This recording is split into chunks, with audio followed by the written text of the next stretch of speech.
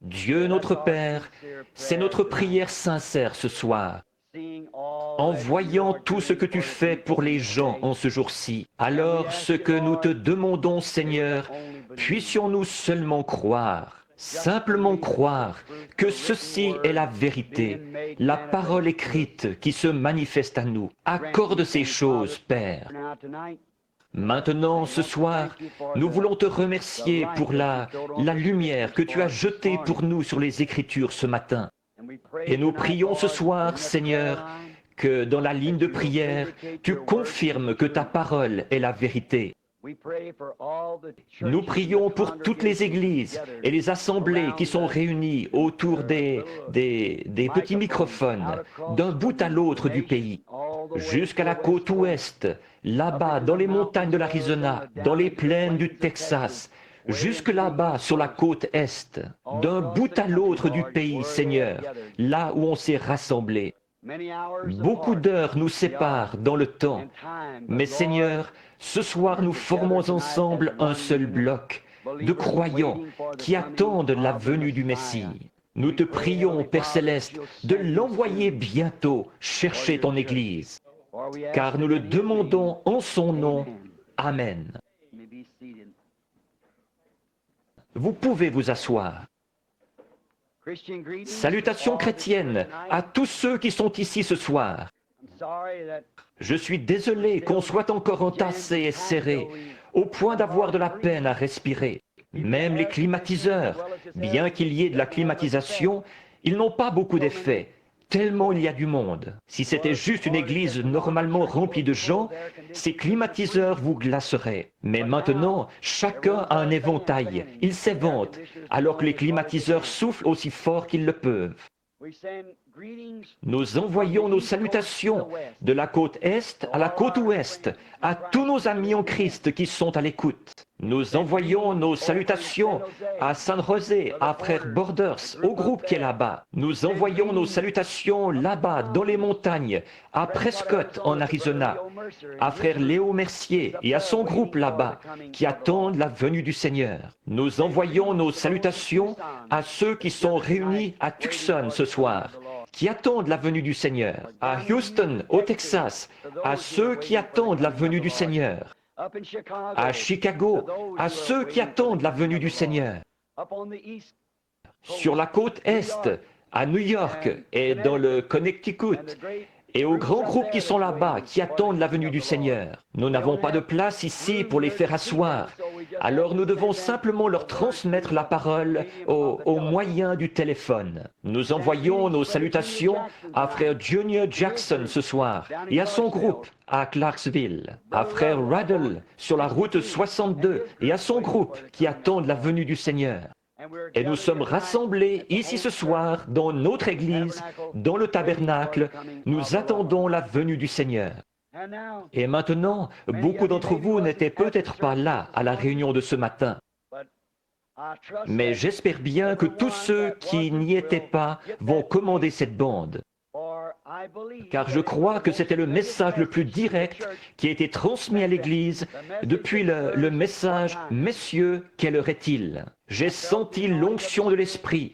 Je me suis senti conduit à dire ce que j'ai dit. C'était long, mais néanmoins je me suis senti conduit à faire comme ça. Et je pense que le Seigneur, par sa parole, a montré là quelle est l'heure où nous vivons. Alors, assurons-nous de bien comprendre ces choses mystérieuses qui se produisent.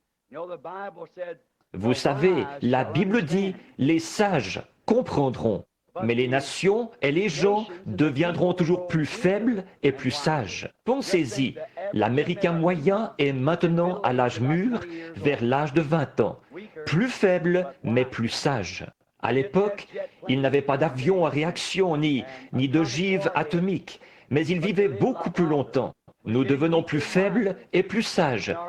Et notre propre sagesse, c'est elle qui nous détruira. Nous nous détruirons nous-mêmes. Ce n'est pas Dieu qui nous détruira, c'est notre sagesse qui nous détruira. Il en a toujours été ainsi et il en sera ainsi de nouveau. Maintenant, si le Seigneur le veut, dimanche matin prochain, je ne sais pas en ce moment de quoi je vais parler, mais j'ai confiance que le Seigneur s'il nous laisse vivre et qu'il n'arrive rien, et si c'est sa volonté, nous avons l'intention, dimanche matin prochain, d'apporter un autre message. Dimanche soir prochain, de prier pour les malades. Après, c'est moi qui devrais retourner à la maison, en Arizona, ramener ma famille là-bas pour que les enfants puissent être inscrits à l'école. Ensuite, nous vous aviserons, dès que nous pourrons, des réunions au fur et à mesure, ou des heures des endroits où nous prévoyons être. Alors, que Dieu vous bénisse tous. Maintenant, ce soir, sachant que, pour commencer, je suis en retard de 15 minutes. Il est 8 heures moins le quart ici à Jeffersonville. Il est donc à peu près 9 heures moins le quart sur la côte Est. Et puis, il est à peu près 5 heures sur la côte Ouest. Donc, en ce moment, nous sommes presque au coucher du soleil ici. Et je voudrais vous parler, ce sera juste un service court, pour essayer de trouver l'onction de l'Esprit, après quoi nous formerons la ligne de prière. Et je voudrais que l'Assemblée qui est ici, ainsi que celles qui sont réunies en d'autres lieux, trouvent un homme, un frère, qui est loin de l'Esprit. Et quand nous commencerons à prier pour les malades, allez imposer les mains à ceux de votre Assemblée. Souvenez-vous, Dieu est omniprésent. Il est partout. Alors, là-bas au Texas, là en Californie, là-haut en Arizona, où que vous soyez, imposez les mains à ceux qui sont malades, quand nous commencerons à prier pour les malades. Et je suis sûr que Dieu entendra la prière et l'exaucera. Une chose étrange, dimanche soir passé, alors que l'onction agissait et que le Saint-Esprit, ça a été vraiment impressionnant. Je n'avais pas fait de ligne de discernement depuis des mois et des mois, depuis l'autre fois où j'étais ici. Et alors, de s'avancer là avec une promesse, on ne sait pas s'il va le faire. On ne peut pas dire qu'il va le faire. On doit s'avancer là et attendre. C'est tout. Il est souverain, il fait ce qu'il veut, mais de se tenir là et d'attendre de voir ce qu'il va faire. Et puis, de sentir cela vous envahir, comme ça. Et à la fin de la réunion, je ne savais pas de qui il s'agissait. Mais il y avait eu un homme quelque part dans la ligne qui était grand et qui avait le crâne dégarni.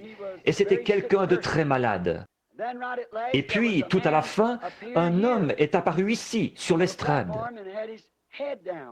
Il avait la tête baissée et il avait l'air de souffrir. Il se tenait à l'estomac. Et j'ai pensé que ce devait être le premier homme ou le deuxième homme ou celui, à un moment donné, pour qui j'avais prié. Parce qu'il était chauve et qu'il avait la tête baissée. Un homme corpulent. Il était penché.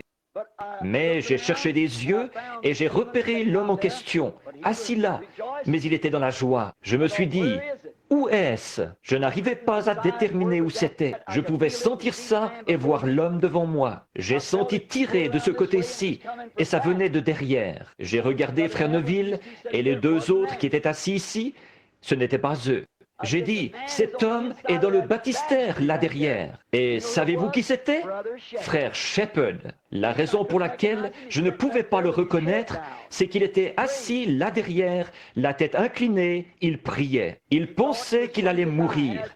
C'est ce qu'il pensait depuis quelques semaines. Sa femme lui avait dit d'aller s'acheter une paire de souliers neufs. Et il avait répondu, je n'en aurai pas besoin, je ne serai plus ici assez longtemps. Et l'autre jour, il est venu me voir, là-bas, dans la cour, chez Frère Wood. Il poussait des cris et il louait Dieu. Il a dit, je mange du bacon, des œufs, des tomates, tout ce que je veux. En toute humilité, il avait cédé son siège. Il s'était mis là derrière, à l'écart, et il priait. Voyez-vous, vous n'avez pas besoin d'avoir une carte de prière. Tout ce que vous avez besoin d'avoir, c'est la foi. Voyez? Or, je ne savais pas s'il était guéri ou pas. J'ai simplement dit, un homme est en train de prier. Il a quelque chose qui ne va pas. Je pense qu'il a mentionné ce que c'était. Des problèmes d'estomac. Et il prie, ici, derrière. Le Seigneur Jésus vous rétablisse. Là, c'est tout ce que je pouvais dire. Ce qu'il y avait, l'attirance, c'était qu'il priait. Je pouvais voir ça, mais ce qui se produit, je ne sais pas. Voyez? Par contre, quand vous entendez cela revenir, tout le monde en est conscient. Quand il dit « Ainsi dit le Seigneur », voyez-vous? Alors ce n'est plus moi qui parle là, c'est lui. Mais je dis toujours « Jésus-Christ vous a guéri ». C'est exactement la vérité. Il a été blessé pour nos transgressions. Par ses meurtrissures, nous avons été guéris. Voyez? Voyez? Par contre, quand cela vient, ainsi dit le Seigneur, et qu'il vous dit ce qu'il faut faire et ce qui va arriver, regardez bien ça, il en sera ainsi. Mais quand je dis « Jésus-Christ vous guérit et vous rétablit », croyez-le, parce qu'il l'a déjà dit.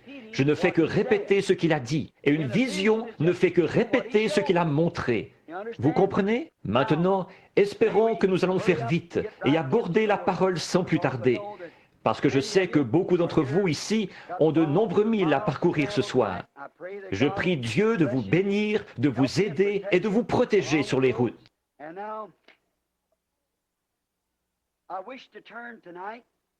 Et maintenant, je voudrais prendre ce soir dans Matthieu au chapitre 21, les versets 1 à 11 de Matthieu. Et maintenant, si vous n'avez pas votre Bible ou si vous voulez noter ces passages de l'Écriture, très bien. Et maintenant, pour vous qui n'avez pas entendu le message de ce matin et qui avez un magnétophone, nous ne faisons jamais de sollicitations pour vendre les bandes. Nous ne faisons jamais de sollicitations pour vendre quoi que ce soit. Parfois, dans une grande réunion, on annonce qu'il y a des livres là derrière. Nous ne gagnons rien là-dessus. Frère Vail est celui qui les écrit. Quant aux bandes, celui qui s'occupe des bandes, là, il vous le dira. La vente des bandes ne nous rapporte pas d'argent. Il ne s'agit pas des bandes, il s'agit du message. Et si quelqu'un se met en tête que c'est une affaire d'argent, alors il ne produira plus de bandes. C'est exact. Je m'informais à ce sujet. Je pense que nos bandes se vendent à peu près à moins de 5 $, quelque chose comme ça. Entre 3 et 5 $, ou quelque chose comme ça. Qu'est-ce que tu dis?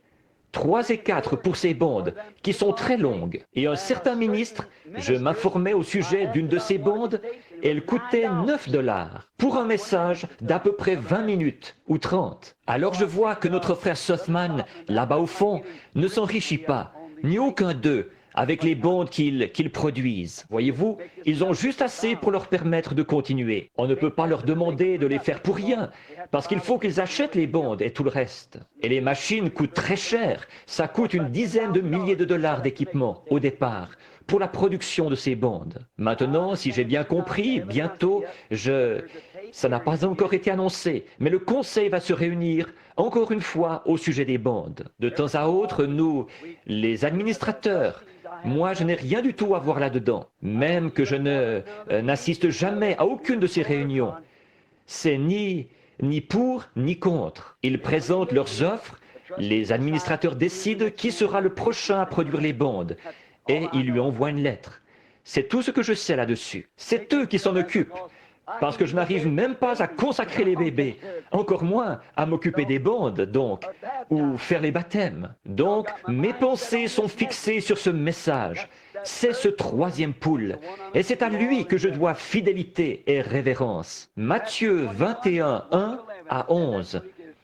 Je disais ça pour vous permettre de regarder ou de le prendre dans les Écritures. Lorsqu'ils approchèrent de Jérusalem et qu'ils furent arrivés à Bethphagée, vers la montagne des Oliviers, Jésus envoya 2 de ses disciples en leur disant « Allez au village qui est devant vous. Vous trouverez aussitôt une ânesse attachée et un ânon avec elle. Détachez-les et amenez-les-moi. Si quelqu'un vous dit quelque chose, vous répondrez, le Seigneur en a besoin. Et à l'instant, il les laissera aller. Or, ceci arriva afin que s'accomplisse ce qui avait été annoncé par le prophète. Dites aux filles de Sion, voici ton roi vient à toi, plein de douceur, monté sur un âne, sur un ânon, le petit d'une ânesse. Les disciples allèrent et firent ce que Jésus leur avait ordonné. Ils amenèrent l'ânesse et l'ânon, mirent sur eux leurs vêtements et le firent asseoir dessus. La plupart des gens de la foule étendirent leurs vêtements sur le chemin, et d'autres coupèrent des branches d'arbres et en jonchèrent la route. Ceux qui précédaient et ceux qui suivaient Jésus criaient « Hosanna au fils de David !» Béni soit celui qui vient au nom du Seigneur. Hosanna dans les lieux très hauts. Lorsqu'il entra dans Jérusalem, toute la ville fut émue, et l'on disait « Qui est celui-ci » La foule répondait « C'est Jésus, le prophète de Nazareth en Galilée. » Maintenant, si je puisais de là un sujet pour une trentaine de minutes, avant de former la ligne de prière, j'aimerais prendre ceci comme sujet. Quelle est l'attraction sur la montagne? Maintenant, la journée avait été très fatigante, très mouvementée, et c'était une journée exceptionnelle. Nous voyons ici Jésus qui monte à Jérusalem, prêt pour participer à la Pâque. La Pâque, c'est là que l'agneau pascal était tué et que le sang était répandu sur le propitiatoire pour servir d'expiation pour le peuple. Il était venu de Bethphagée et il était monté au sommet de la montagne des Oliviers, qui domine une autre petite colline où Jérusalem était construite. Et alors qu'il regardait et qu'il savait que c'était sa dernière visite, c'était le moment où il allait être livré entre les mains des pécheurs et ceux-ci allaient le tuer. Il allait mourir de la mort la plus atroce qu'un mortel ait jamais subie et allait être enseveli. Il allait être trahi par les siens, dont certains étaient là avec lui. Et lui, comme il était Dieu, il savait ce qu'il y avait dans leur cœur. Et il savait dès le commencement qui était celui qui le trahirait. Il savait que cet homme qui était avec lui, qui s'asseyait à ses côtés, qui comptait son argent pour lui et tout, il savait que cet homme-là allait le trahir. Et il savait qu'une cruelle croix romaine l'attendait là-bas. Il savait que l'eau de son corps et le sang de son corps allaient se séparer, et que le sang allait couler de son front en très grosses gouttes, comme de la sueur. Il savait tout ce qui l'attendait. Et il se tient là, sur la montagne, les yeux tournés vers Jérusalem. Les gens de l'époque, ce qu'on appelait à l'époque une meilleure classe religieuse, ces gens-là le haïssaient. Les églises de l'époque le haïssaient et le condamnaient, et condamnaient tous ceux qui l'écoutaient. Et s'ils allaient assister à ces campagnes, ils étaient immédiatement excommuniés de la communion au sein de l'Église. Ce n'est pas étonnant que l'Écriture ait dit « Il est venu chez les siens et les siens ne l'ont pas reçu ». Ceux qui auraient dû l'aimer, ceux qui auraient dû se ranger de son côté, étaient ses ennemis acharnés, les plus acharnés. Et il s'était constitué un petit groupe avec des gens qui étaient pauvres, des pécheurs, des péagers, des gens sans instruction. La Bible dit que certains d'entre eux étaient même ignorants, illettrés. Certains ne savaient même pas signer leur nom. Il n'est jamais allé vers les églises chercher son peuple. Il n'a jamais été d'accord avec aucun des dirigeants des églises. Et, en plus, il se conduisait exactement à la manière d'un prophète. Il condamnait tout ce qu'il faisait, comme l'avaient fait les autres qui l'avaient précédé. En effet, ceux-là avaient été une portion de la parole. Et lui, il était la parole dans sa plénitude. Mais au milieu de tout ça, dans chaque âge et par l'intermédiaire de chaque prophète, que ce soit ceux qui avaient été ou ceux qui allaient être, il y aura un certain nombre de personnes qui ont été prédestinées à entendre ce message. Et eux, ils le suivront. Ceux-là ne tiennent aucun compte de la masse. Ils ne tiennent aucun compte des critiques de l'incroyant. Ils n'argumentent pas avec eux. Ils ont une seule chose à faire, c'est de croire et de saisir chaque parcelle de cela, tout ce qu'ils peuvent. de s'en imprégner, comme Marie qui s'asseyait aux pieds de Jésus. Marthe préparait son dîner et Jésus lui a dit, « Mais Marthe, tu te préoccupes tellement des choses de la vie. Mais Marie, elle, a recherché les choses les meilleures. » Voyez-vous, les choses de la vie éternelle. Alors, nous voyons que beaucoup de ceux qui avaient compris, ils n'avaient pas de littérature comme nous avons aujourd'hui.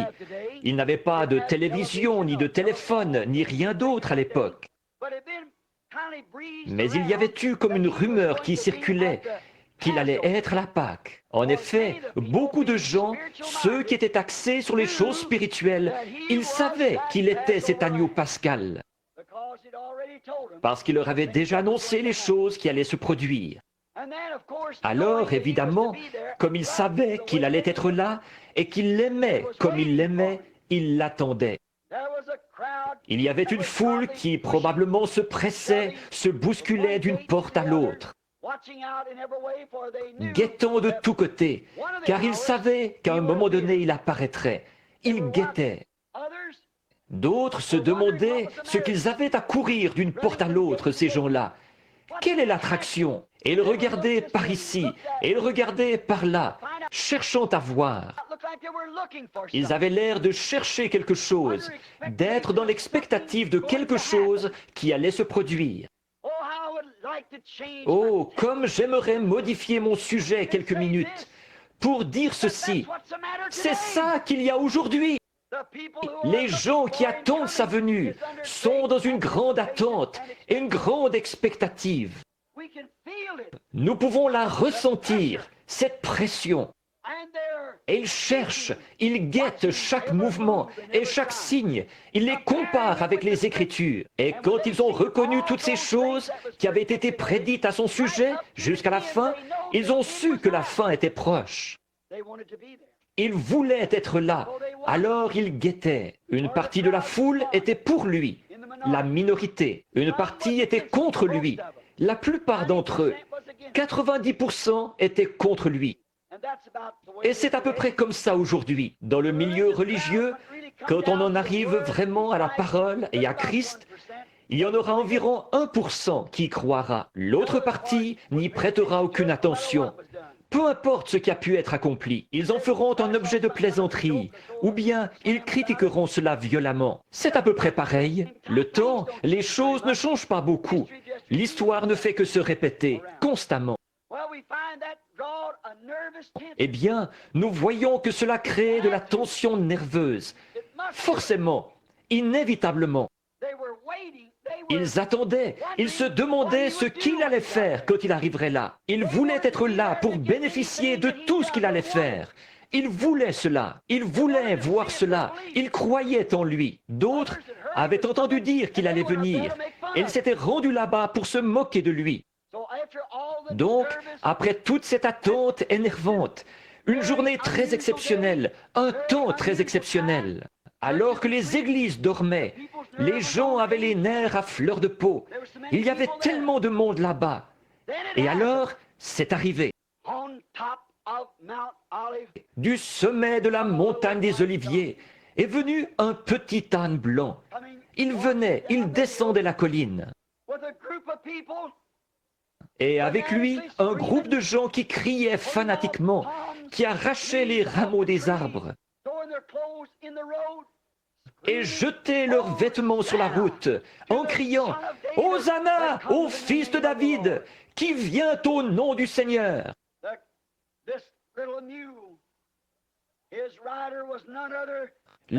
Ce petit mulet, celui qui le montait, était nul autre que le Messie de Dieu. Ouin pour l'heure. Dieu, à ce moment-là, qu'est-ce qu'il était en train de faire? Quelle est cette attraction là-haut sur la colline? C'est Dieu qui est en train de faire l'histoire et Dieu qui est en train d'accomplir la prophétie. Et cela crée toujours une attraction. Cela attire tous les critiques, les vautours du message de ce matin et les aigles aussi. Voyez? Ils se rassemblent pour venir voir ce qui se passe. Certains viennent par curiosité, certains viennent pour trouver des fautes, d'autres viennent pour critiquer. Des gens de toutes sortes se rassemblent, comme nous le disions ce matin. Des croyants, des soi-disant croyants et des incroyants. Qu'est-ce qu'il y a sur la montagne? La prophétie est en train de s'accomplir. Maintenant, nous allons voir ce qui se produit. Maintenant, dans le livre de Zacharie, au chapitre 9 et au verset 9, Zacharie, l'un des prophètes, a prononcé par l'Esprit ces mots. « Soyez transportés d'allégresse, filles de Sion, poussez des cris de joie, filles de Jérusalem. Voici, ton roi vient à toi, il est juste, sauveur. Il est humble et monté sur un âne, sur le petit, un ânon, le petit d'une ânesse. » Mais qu'est-ce qui n'allait pas chez ces scribes? Qu'est-ce qui n'allait pas chez ces sacrificateurs? Qu'est-ce qui n'allait pas chez ces gens religieux? Ceci avait été écrit 487 ans avant que ça arrive, par un prophète confirmé. Ça faisait déjà partie des écrits, et c'était appelé la Bible, les rouleaux de l'Ancien Testament. Pourquoi est-ce qu'ils ne pouvaient pas voir que c'était la prophétie qui était en train de s'accomplir? Pour la même raison qu'ils ne peuvent pas le voir aujourd'hui. Ils avaient pris la parole de Dieu et ils en avaient annulé l'effet sur les gens en enseignant comme tradition, comme doctrine des traditions d'hommes. Et le scribe, les prédicateurs, les ministres, des hommes spirituels, soi-disant, des oins, si seulement ils lisaient la Bible, ils ne se demanderaient pas ce qui se passe. Ils sauraient ce qu'il en est. Dieu, en train d'accomplir sa parole. L'histoire était en train de se faire. La prophétie était en train de s'accomplir. Le salut du monde arrivait. Le grand jour que tous les prophètes avaient tant attendu. Tous ceux qui étaient dans la tombe attendaient ce jour. Oh, pensez-y, tous ceux qui étaient morts, tous les justes dont le sang avait été versé, les martyrs et les prophètes. À ce sujet, ils venaient de s'écrier « Jérusalem, ô Jérusalem, toi qui lapides tous les prophètes que je t'envoie et qui tues les justes, combien de fois ai-je voulu te prendre sous mes ailes, comme une poule l'a fait, le ferait pour sa couvée, mais tu ne l'as pas voulu. Mais maintenant ton heure est venue. » Tous ceux qui étaient dans la tombe, Abraham, Isaac, Jacob, tous les prophètes, ils attendaient cette heure. Et l'Église était aveugle à cela. Qui est celui-ci qui cause tout ce bruit? Qui est ce gars-là? À un moment donné, ils avaient dit, « N'est-ce pas le fils du charpentier d'ici? Nous le connaissons, d'où lui vient cette sagesse? Mais nous voyons bien qu'il n'est rattaché à aucune de nos écoles. Nous ne connaissons aucun livre dont il aurait tiré son instruction. Qui est-ce? » Il était la réponse à la prophétie du prophète. Le voici qui vient, monté sur le petit d'une ânesse. Quelle attraction! Dieu était en train d'accomplir sa parole promise, l'heure qui était en attente depuis 4000 ans. Dans la Genèse, au chapitre 3 et au verset 15, Dieu avait fait cette prédiction. La semence de la femme écrasera la tête du serpent, mais la tête du serpent lui blessera le talon. Cette prophétie dans la Bible, tout au long, avait été annoncée au sujet de la venue de cet homme. Et là, peu de temps avant, un prophète s'était levé parmi eux. C'était un prophète confirmé, Zacharie. Et il avait dit, « Vous, filles de Jérusalem, et vous, filles de Sion, réjouissez-vous, jubilez, poussez des cris, car votre roi vient à vous, doux, modeste et humble, monté sur le petit d'une ânesse. » Et là, les gens qui lisaient ce passage de l'Écriture, jour après jour, ils l'ont regardé arriver, monté sur un ânon, et ils se sont écriés, Qui est celui-ci? Voyez? Dieu accomplissait sa parole pour ces gens qui auraient dû savoir ce qu'il en était, mais ils ne le savaient pas. Quand Dieu accomplit sa parole, cela crée toujours une attraction. Toujours. Cela crée une attraction, car c'est quelque chose d'inhabituel. C'est si inhabituel pour la tendance moderne du jour, quand il accomplit sa parole. Parce que la tendance moderne du jour n'y croit pas. Ils ont leur propre façon de voir. Maintenant, nous voyons et retournons dans les Écritures pendant seulement quelques minutes encore pour prendre d'autres événements inhabituels quand Dieu a accompli sa prophétie. Quand Dieu dit quelque chose, il va l'accomplir. Tous les cieux et la terre passeront, mais cette parole ne pourra jamais passer. Donc, cela produit généralement un spectacle inhabituel. Remarquez comme c'est ridicule. La parole de Dieu est adressée à un peuple qui est censé la croire. Et pourtant, elle est si inhabituelle qu'il s'écrie, « Eh bien, qu'est-ce que c'est que ça? Où avez-vous ramassé cette histoire? Qui est celui-ci?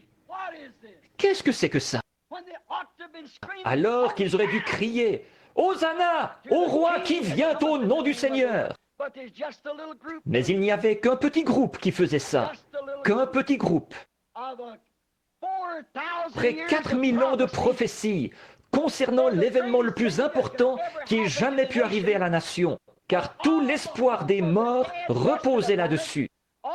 Tout l'avenir reposait là-dessus. Et les gens religieux qui prétendaient y croire, ils s'écriaient, « Qui est-ce? Et quelle est cette attraction? » Quelque chose d'inhabituel. C'est à peu près pareil. Ça ne change vraiment pas. Maintenant, c'est inhabituel. Voyons quelques-unes de ces choses inhabituelles, comme je viens de le dire. Quelle était l'attraction juste avant que le jugement frappe le monde et le détruise par l'eau? Un vieillard d'environ 120 ans construisait un bateau, alors qu'il n'y avait pas d'eau sur laquelle le faire flotter. Pendant des années, là-haut, il s'est tenu à la porte. Il travaillait dur à construire l'intérieur, le dedans, et il l'a enduite de poids en dedans et en dehors. Il disait, le monde va être englouti par l'eau, ce grand âge scientifique. Quel est ce martèlement là-haut sur la colline? Mais c'est un vieillard du nom de Noé qui est là-haut, un vieux fanatique. Le vieux est resté trop longtemps au soleil. Il a attrapé une insolation. Il a perdu la raison. Et il construit ce qu'il appelle une arche. Et il dit que les eaux vont descendre d'en haut, mais il n'y a pas d'eau là-haut. Et que ça va faire flotter tout le monde un peu partout. Et que tous ceux qui n'écoutent pas son message et tous ceux qui n'entreront pas dans cette arche, ils vont être noyés. As-tu déjà entendu pareille chose?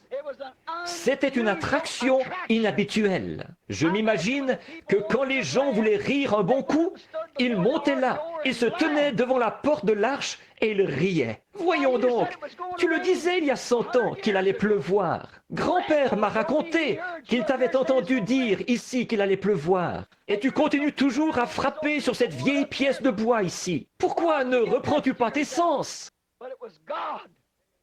Mais c'était Dieu qui se préparait à confirmer une promesse et à accomplir une prophétie que son prophète avait faite. Très inhabituel. Dieu qui accomplissait sa promesse à Noé pendant que les autres riaient. Dieu se préparait aussi à faire l'histoire pour montrer aux autres, jusqu'à ce jour-ci même, qu'il tient sa parole. Peu importe combien ça peut sembler irréel et contraire à la raison, il tient quand même sa parole.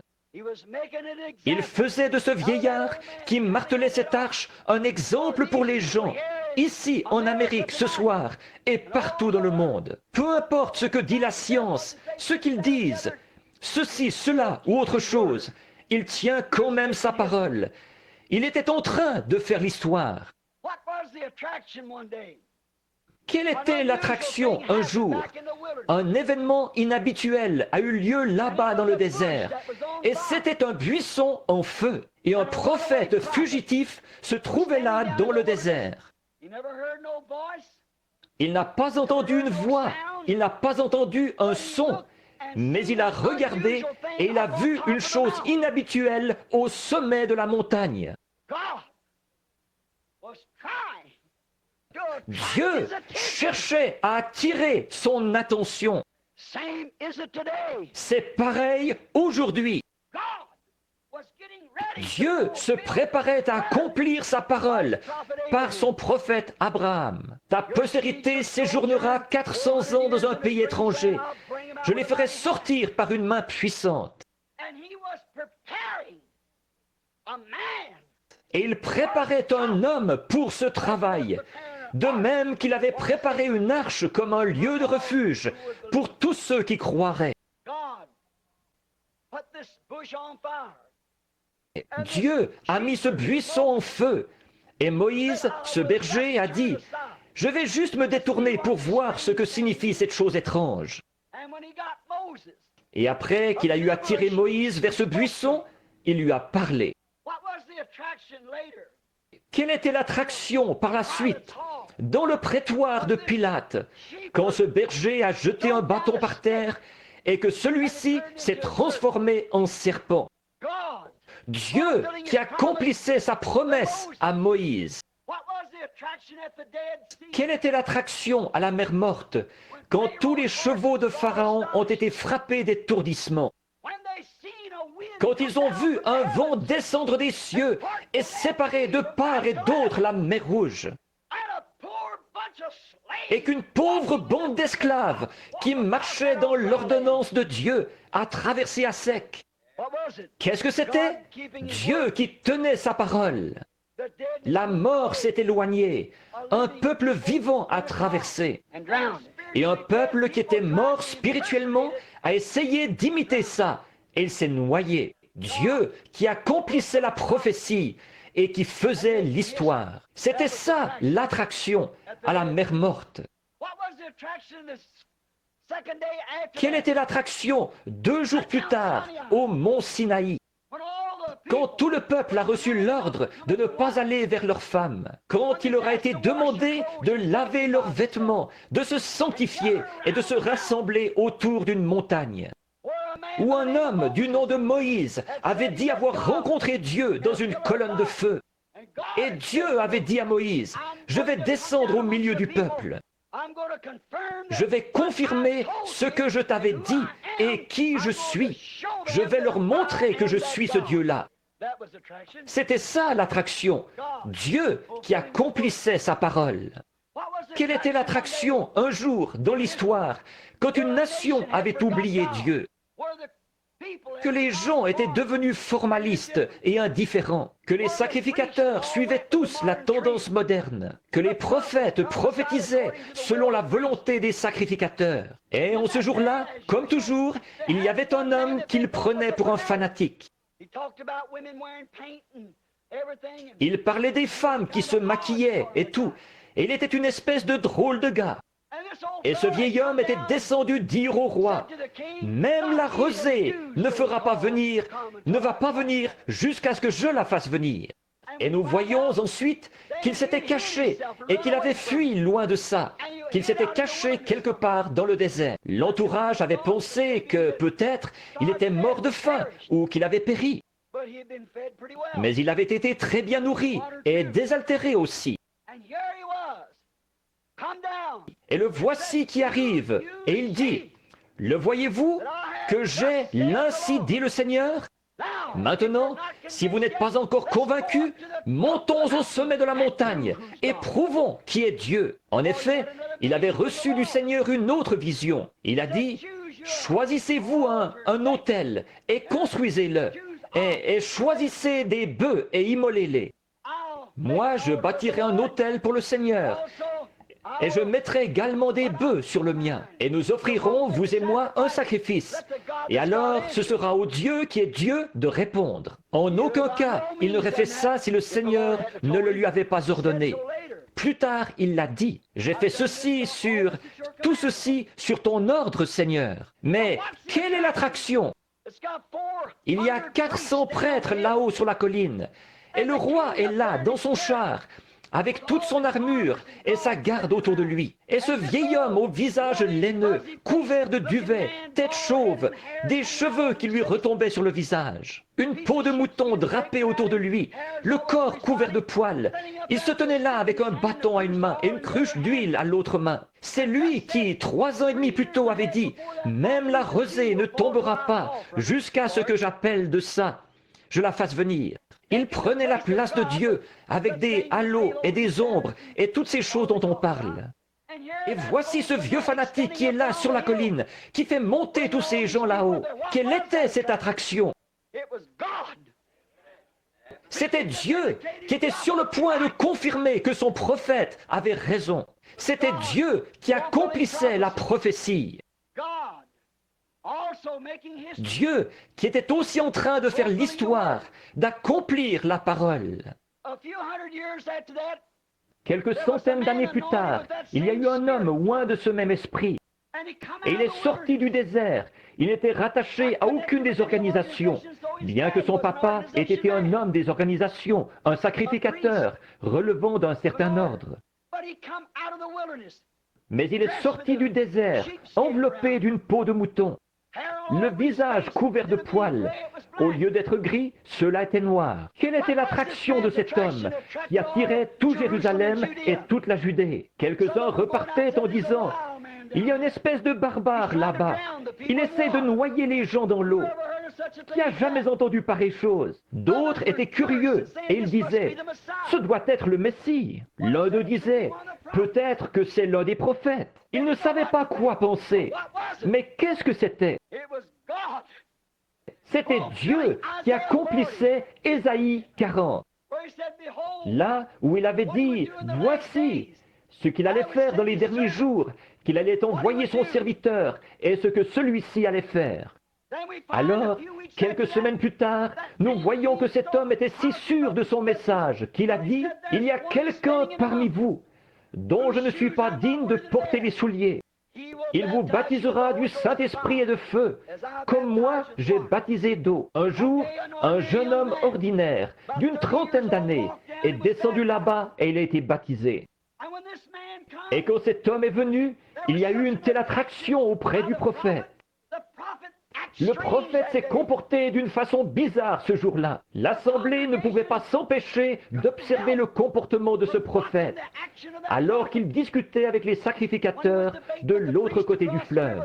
Il disait, « C'est Dieu qui a construit cet autel. C'est Dieu qui nous a dit de faire ceci. Moïse est le prophète. Nous croyons Moïse. Le sacrifice ne sera jamais supprimé. » Je peux entendre Jean répondre. Il dit, « N'avez-vous pas lu dans l'Écriture ce que le prophète Daniel a dit? Le sacrifice perpétuel sera supprimé. Cette heure est arrivée. » N'avez-vous pas lu ce qu'Ésaïe a dit au chapitre 40? C'est ici la voix de celui qui crie dans le désert. Préparez le chemin du Seigneur. Voilà 2 prophéties qui me concernent.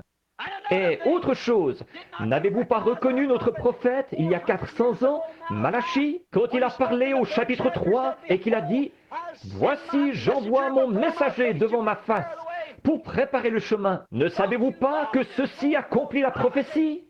La prophétie était en train de s'accomplir. Et à peu près à ce moment-là, le prophète s'est retourné et il a dit « Voici venir l'agneau de Dieu qui ôte le péché du monde. » Maintenant, quelle est l'attraction?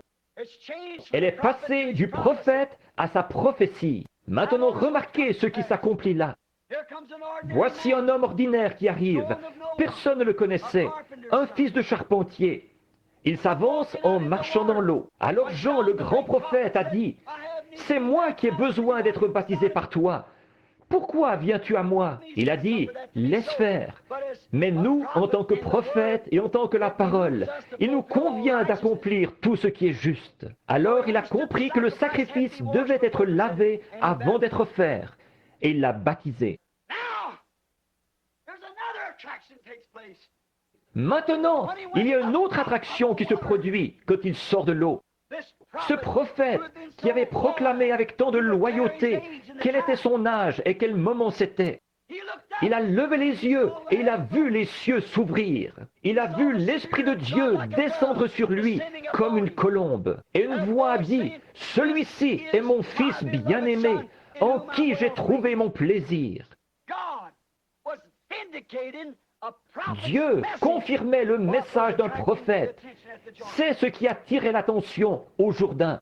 Un frère a chanté tout à l'heure, où il devait chanter, « Sur les collines lointaines se dressa une vieille croix rugueuse. » Quelle est l'attraction sur le mont du Calvaire? Alors que nous voyons le monde religieux qu'il avait condamné et le gouvernement romain qu'il avait condamné à mort. Et il était suspendu là, entre deux malfaiteurs, mourant de soif, le sang qui coulait de son corps. Suspendu là, il s'écrie, « mon Dieu, pourquoi m'as-tu abandonné ?» Et les gens religieux qui se tenaient là, à regarder ça, ils étaient bien loin de se douter que la prophétie de l'Ancien Testament était en train de se réaliser là même, au Calvaire, à ce moment-là. David lui-même avait écrit, il avait agi, ravi en esprit comme tous les prophètes, il avait agi comme s'il s'agissait de lui. David s'était écrié dans le psaume 22, « Mon Dieu, pourquoi m'as-tu abandonné? Tous mes os, ils me regardent. Ils ont percé mes mains et mes pieds. » David parlait comme s'il s'agissait de lui. Et ce n'était pas David, c'était Christ en David. Et voici la prophétie même qui avait été proclamée par tous ces prophètes-là. Elle était en train de s'accomplir sur le mont du Calvaire. Quelle est l'attraction sur le mont du Calvaire? Dieu qui accomplit sa parole.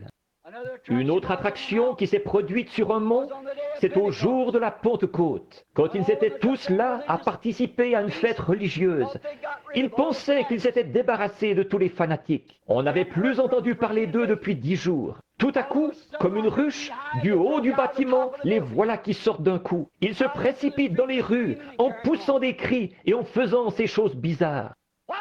Qu'est-ce que c'est que ça? Que veut dire ceci? Tous ces hommes sont-ils ivres? Regardez bien, et un prophète s'est levé au milieu d'eux. Et ce qui est très approprié pour un prophète, il a dit, « Hommes israélites, et vous qui séjournez en Judée, à Jérusalem, sachez ceci, et prêtez l'oreille à mes paroles. » Ces gens ne sont pas ivres comme vous le pensez, mais c'est ici ce que le Seigneur avait dit par l'intermédiaire de Joël, le prophète. Il arrivera dans les derniers jours que je répandrai mon esprit sur toute chair. C'était ça l'attraction. Les gens religieux, après avoir crucifié le prince de la vie et tout, encore là, ils n'avaient pas vu la promesse de la venue du Saint-Esprit. L'attraction. Qui est celui-ci? Que veut dire ceci? Qu'est-ce qui leur prend à ces gens? Oh là là, c'est pareil aujourd'hui. Nous allons en laisser de côté une bonne partie pour en venir à cette heure-ci. C'est la même chose aujourd'hui. C'est la même chose qui se passe. La même question est posée. Qu'est-ce que c'est que tout ce tapis? Regardez la rue, d'un bout à l'autre. Des voitures qui viennent du Michigan à la Floride, du Maine à la Californie. Ce matin, quand je suis reparti en voiture, ou juste après-midi, nous descendions la rue, ma femme et moi, et nous regardions les plaques d'immatriculation des voitures. C'est là que j'ai pensé à ce texte. Que veut dire ceci? C'est exactement ce qui a été dit. Où que soit le cadavre, là s'assembleront les aigles. J'ai dit à ma femme, « Chérie, te rappelles-tu le dernier soir où j'ai dû dire au revoir à tout ce qui m'était cher sur la terre pour aller dans les champs de mission, commencer quelque chose que Dieu m'avait dit de faire? Tu as chanté ce cantique-là. Oh, ils viendront de l'Est et de l'Ouest. Ils viennent de lointains pays. À la fête du roi, manger à sa table. Que ces pèlerins sont bénis. Contemplant son saint visage, brillant d'un éclat divin, participant de sa grâce, les joyaux de sa couronne. C'est ça l'attraction. Pour la semence prédestinée de Dieu, qui ne peut rien faire d'autre que suivre cela. C'est ce qui compte plus que la vie pour nous. Ôtez-nous la vie, mais ne nous ôtez pas cela. Quelle est l'attraction? Dieu, comme toujours, qui accomplit sa parole. Il accomplit la parole de Zacharie, de nouveau, du prophète Zacharie. Le passage que j'ai lu, le verset 9 tout à l'heure. Quand Jésus est entré dans son temple, monté, ou qu'il est entré à Jérusalem, monté sur un ânon blanc. La prophétie que Zacharie avait prononcée s'est accomplie. Celle-ci, soyez transportés d'allégresse, filles de Sion. Poussez des cris de joie, filles de Jérusalem. Voici, ton roi vient à toi.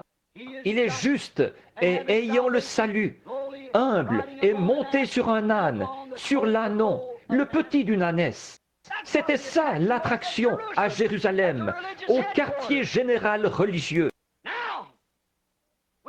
Maintenant, nous voyons un événement du dernier jour. Prenons juste quelques pages plus loin, dans Zacharie, pour voir ce qu'il a dit à ce sujet. Prenons plus loin là, ce qu'il en est des derniers jours. Ça, c'était l'âge du milieu. Prenons maintenant les derniers jours. Et prenons dans Zacharie, au chapitre 14, à partir du verset 4. Écoutez. Nous allons lire une portion des Écritures, environ 9 versets, de 4 à 9. Écoutez attentivement, et c'est une prophétie sur sa venue au dernier jour. Maintenant, écoutez attentivement. Ceci est ainsi dit le Seigneur. Ce sont les Écritures, Zacharie 14. Vous vous souvenez de Zacharie 9, ce qui y était dit, et ils n'ont pas reconnu ce qu'il en était. Maintenant, qu'en est-il d'aujourd'hui? Zacharie 14 qui annonce sa venue. Et ses pieds se tiendront en ce jour-là sur la montagne des Oliviers de nouveau, qui est en face de Jérusalem vers l'Orient. Sur la montagne des Oliviers se fondra par le milieu vers le Levant et vers l'Occident. Une fort grande vallée, la moitié de la montagne se retirera vers le nord et la moitié vers le midi. Et vous fuirez dans la vallée de mes montagnes, car la vallée des montagnes s'étendra depuis Hatzal. Et vous fuirez comme vous avez fui au jour du tremblement de terre, au jour d'Ozias, le roi de Juda.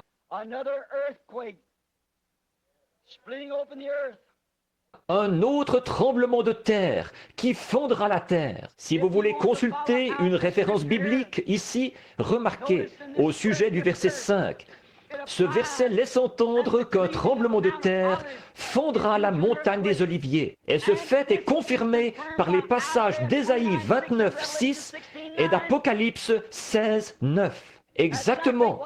Qu'est-ce? Le même prophète qui avait annoncé sa première venue a vu sa seconde venue. Remarquez, comme au jour du tremblement de terre. Vous voyez l'effet que produisent les tremblements de terre? Vous voyez les prédictions à leur sujet? Et l'Éternel ton Dieu viendra, et tous ses saints avec toi. Et il arrivera en ce jour-là. Alléluia. En ce jour-là, que la lumière ne sera pas clarté ni nuage. Mais ce sera un jour avec un jour connu de l'Éternel, pas jour et pas nuit.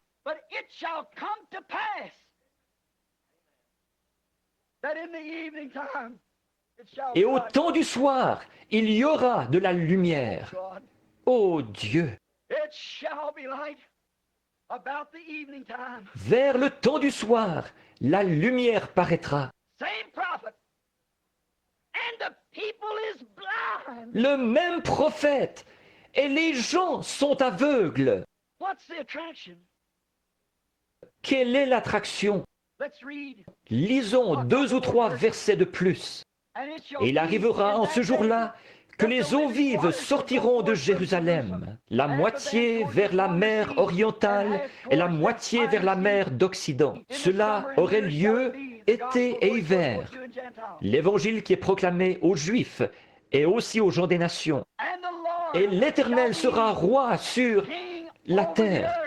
En ce jour-là, et il y aura un Éternel, et son nom sera un. Vers le temps du soir, la lumière paraîtra. C'est vrai. Le chemin de la gloire, là tu le trouveras. C'est dans la voie de l'eau qu'est la lumière d'aujourd'hui. C'est dans la voie de l'eau qu'est la lumière d'aujourd'hui. Jeunes et vieux, repentez-vous de tous vos péchés. Le Saint-Esprit entrera certainement en vous. La lumière du soir est venue. Oui, c'est un fait que Dieu et Christ sont un. Vous voyez où nous en sommes? Les nations se disloquent. Israël se réveille. Signe annoncé par nos prophètes. Ce tremblement de terre chez les gentils au dernier jour. Les jours des gentils sont comptés. Ils sont remplis d'effroi. Retournez, ô dispersés, vers les vôtres. Vous qu'on a mis à la porte, et ces arches qu'on transporte sur des chars neufs. Sortez de là avant que la mort vous frappe. Dieu l'a confirmé, il en sera ainsi. Prenons un autre passage de l'Écriture, dans l'Ancien Testament, Malachie chapitre 4, et lisons ce court chapitre 4. Voici, le jour vient, ardent comme une fournaise. Tous les hautains, tous les méchants seront comme du chaume. Or, ceci, ce n'est pas... C'est Malachie 3, là, qui était la première venue. Ici, c'est la venue suivante. Même le docteur Scofield, ici, je ne suis vraiment pas d'accord avec lui sur ses annotations, mais ici, il a aligné correctement la chose. La commission de Jean pour Malachie 3 est la seconde venue de Christ, et Élie qui la précède. Bien. Tous les hautains seront embrasés, dit l'Éternel des armées. Et il ne leur laissera ni racine, ni rameau. L'enfer éternel, il est où alors? Mais pour vous qui craignez mon nom, se lèvera le soleil de la justice, avec des campagnes de guérison. La guérison sera sous ses ailes. Vous sortirez et vous sauterez comme les veaux d'une étable, et vous foulerez les méchants. Ils seront comme de la cendre sous la plante de vos pieds. En ce jour que je prépare, dit l'Éternel des armées, souvenez-vous de la loi de Moïse, mon serviteur, auquel j'ai prescrit en Horeb pour tout Israël des préceptes et des ordonnances. Ici, c'est la venue d'Élie. Voici, je vous enverrai Élie le prophète. Le dernier passage de l'Écriture, tout à la fin de l'Ancien Testament. Je vous enverrai Élie le prophète, avant que le jour de l'Éternel arrive, ce jour grand et redoutable. Or, ça n'aurait pas pu être Jean. Non, voyez-vous, le monde n'a pas été brûlé, et les justes n'ont pas foulé les méchants. Voyez, non, non. Avant le jour de l'Éternel, ce jour grand et redoutable, il ramènera les cœurs des pères à leurs enfants, et les cœurs des enfants à leurs pères, de peur que je ne vienne frapper le pays d'interdit. Remarquez la précision du Saint-Esprit, qui a vu à ce que ces deux venues d'Élie ne soient pas confondues. Malachie 3 dit, « Voici, j'envoie mon messager devant ma face. » Jésus avait été interrogé au sujet de Jean. Il a dit, « Si vous pouvez le saisir, il est celui dont le prophète a dit, « J'enverrai mon messager devant ma face. » C'est lui qui est l'Élie qui devait venir. Malachie 3. Remarquez avec quelle précision l'Écriture présente la chose. Regardez bien ce que ceci, pour montrer à ceux qui veulent croire, ceux qui veulent voir. Vous souvenez-vous, Jésus s'était arrêté au milieu d'un verset, parce qu'une partie s'était accomplie à ce moment-là, et le reste s'appliquait à sa seconde venue. Pour publier une année de grâce du Seigneur, pour guérir ceux qui ont le cœur brisé, et il s'est arrêté, pas pour annoncer la justice aux nations, pas avant sa seconde venue. Remarquez que ce passage-ci de l'Écriture présente le même parallèle. Et il, Élie, ramènera les cœurs des pères à leurs enfants. Maintenant, ici, il est question de Malachie 4.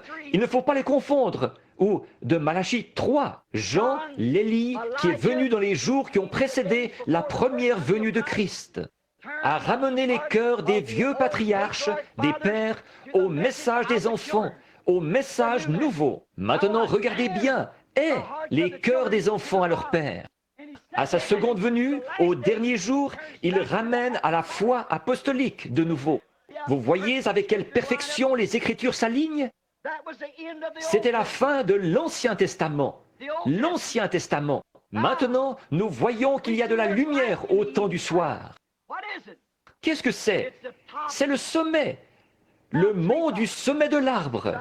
Comme je le disais ce matin, nous avons traversé des dénominations en passant par, non pas un oranger, comme ce dont je parlais ce matin, mais nous avons eu des pamplemousses, des citrons, toutes sortes d'autres choses qui n'étaient pas du tout comme ce qui était au commencement. Mais après, ne manquez pas ceci. Je vais lancer quelque chose. Après que toutes les dénominations auront fait leur temps, elles n'avaient pas de lumière au départ. Il y aura un jour dont on ne pourra dire si c'est le jour ou la nuit. Qu'est-ce qu'ils font? Qu'est-ce qu'ils font? Qu'est-ce qu'un citron fait sur un oranger? Il absorbe la vie originelle de l'orange qui monte dans l'arbre et il la pervertit en la faisant passer dans un citron. C'est ce que les dénominations ont fait à la parole de Dieu. Elles ont annulé l'effet de la parole de Dieu par leur tradition. C'est ainsi dit l'Esprit du Seigneur. Elles ont produit des citrons, des pamplemousses et non des oranges. Mais qu'est-ce que le prophète a dit? Le même qui avait dit ce qui nous a servi de texte ce soir. Réjouissez-vous, filles de Jérusalem, poussez de grands cris, filles de Sion, car votre roi vient à vous, doux et humble, monté sur le petit d'une ânesse. Remarquez, ce même prophète a dit, il viendra un temps de mûrissement. Le soleil est envoyé sur la terre pour faire mûrir le fruit. Pourquoi est-ce qu'il n'a pas pu mûrir? Il n'y a pas de fruit là à faire mûrir. Mais la vie continue toujours à avancer. Elle est montée en passant par un pamplemousse pour produire une orange. On a vu que c'est devenu une organisation. C'était un pamplemousse. Elle est repartie et ce qui a été formé cette fois, c'est un citron. Elle a continué à avancer et c'est autre chose qui a été produit. Et à la fin, au sommet de l'arbre, ce qui a été produit, c'est un tangelo, qui est moitié orange, moitié citron, une espèce mélangée, quelque chose de perverti. C'est devenu une perversion qui tire sa vie du même arbre, la balle, qui séduirait presque les élus. Ça ressemble à une orange, mais ce n'en est pas une. Mais il y aura de la lumière, quand dans sa croissance, elle sera allée au-delà de l'organisation. Quand elle sera allée au-delà de l'organisation, qu'elle s'épanouira de nouveau, elle produira des oranges, comme ce qu'elle était quand elle a été mise en terre. Et alors, il y aura de la lumière. Quelle est cette attraction? Quel est cet événement?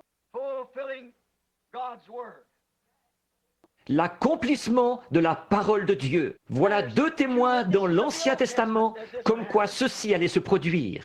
Prenons Jean 14, 12 dans le Nouveau Testament.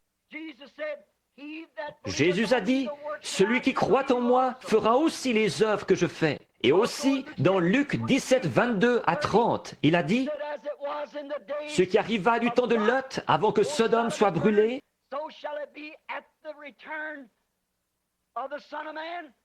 arrivera de même au retour du Fils de l'homme, au jour où le Fils de l'homme se révélera. Oh, vous n'avez qu'à regarder les Écritures. Le Fils de l'homme, Jésus-Christ, le même hier, aujourd'hui et éternellement. Ça s'est développé jusqu'au-delà des dénominations. Ça s'est développé jusqu'à se former au sommet de l'arbre. Qu'est-ce qu'il a dit dans Jean 14 ou 15? Tout sarment qui est en moi et qui ne porte pas le fruit sera coupé et retranché, jeté au feu et brûlé. Mais tout sarment qui portera du fruit sera émondé. Oh, il y aura une véritable pluie de la première saison et de l'arrière-saison au dernier jour sur ce petit groupe qui est venu avec lui, sur ce petit âne. Modeste et humble, sans dénomination, en criant « Hosanna au roi qui vient au nom du Seigneur ». Qu'est-ce qu'il y a aujourd'hui? Quelle est l'attraction sur le mont? Il n'y a pas longtemps, j'étais à la chaire, ici, et il a été dit par le Saint-Esprit, le jour viendra où ils planteront un jalon devant ta maison, et ils déplaceront ton portail. C'est pour t'éviter ceci, pour que tu ne te fâches pas. J'ai vu mon portail arraché et posé sur le flanc de la colline. J'ai vu la colline en face de moi, toute creusée. Et il y avait là des planches et tout. Quelque chose les avait démolies. Il a dit, j'ai regardé, et il y avait un petit Ricky. Il était allé là et avait arraché le portail. Il avait fait ça. J'ai dit, pourquoi est-ce que tu ne me l'as pas dit? Il a été insolent avec moi, et je n'ai pas pu m'empêcher de le frapper. Et quand c'est arrivé, j'ai dit, je n'ai pas fait ça depuis que j'ai quitté le ring, mais je veux seulement que tu saches. Et je l'ai claqué. Et quand je l'ai eu terrassé, je l'ai relevé, et je l'ai terrassé de nouveau. Je l'ai relevé 3 ou 4 fois, et puis je l'ai renvoyé de l'autre côté de la colline à coups de pied. Et alors, je suis allé là-bas et j'ai dit, ce n'est pas bien ça. Je l'ai relevé, et je lui ai serré la main. J'ai dit, je ne suis pas fâché contre toi, mais je veux seulement que tu saches que tu ne peux pas me parler sur ce ton-là. Et alors, quand je me suis retourné et que je suis revenu, le Saint-Esprit était là, au portail. Il a dit, maintenant, évite ceci. Quand on enfoncera ce jalon, dirige-toi vers l'ouest. Ce livre, c'est tout ce qu'il me faut. Ce livre est une bonne recette. Le chemin qui montre comment contourner mes difficultés. Amen. Ce livre est la parole, et cette parole est Dieu. Pour contourner vos difficultés, il vous dira quoi faire. Il y a 3 ans, j'ai entendu un de mes amis, l'arpenteur de la ville. Il habite plus bas sur ma rue. Il était en train d'enfoncer un jalon. Je suis sorti et j'ai dit, « Qu'est-ce qui se passe, Mud ?» Le fils de M. King, un ami à moi. Il a dit, « Billy, ils vont élargir cette route. » Vous vous en souvenez tous. J'avais dit, il se peut que ce soit le pont. J'avais dit à frère Wood, j'avais dit, garde ta propriété. Peut-être que ce pont va passer par ici, quelque chose. La rue était démolie, des briques, des pierres jetées partout. Donc, il a dit, j'avais dit, garde ta propriété. Alors, Monsieur King m'a annoncé que ça allait arriver. Je suis entré, j'ai dit à ma femme, assise là, chérie, il y a quelque chose d'écrit à ce sujet. C'est un « ainsi dit le Seigneur » quelque part. Je suis entré chercher mon livre, je l'ai consulté, et il y était dit « il arrivera ».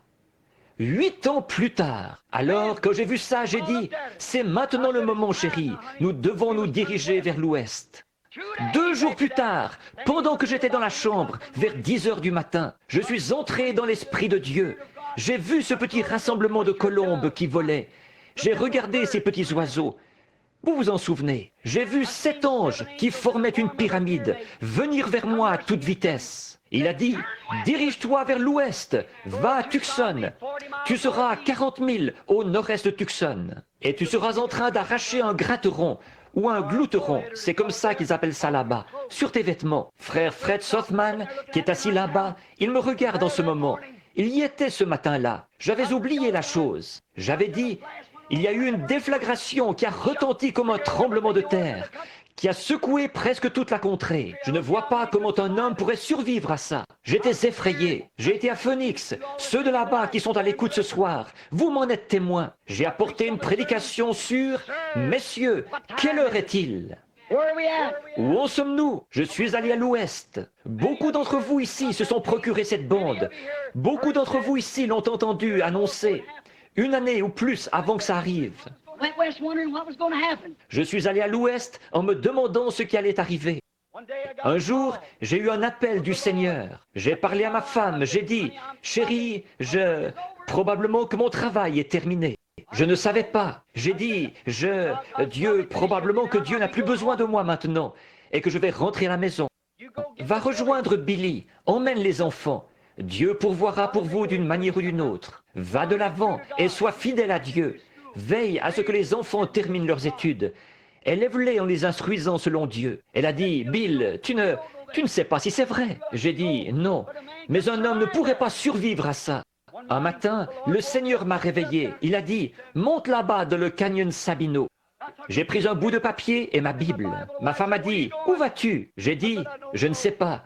Je te le dirai à mon retour. » Je suis monté dans le canyon. J'ai grimpé jusque là-haut où les aigles volaient tout autour.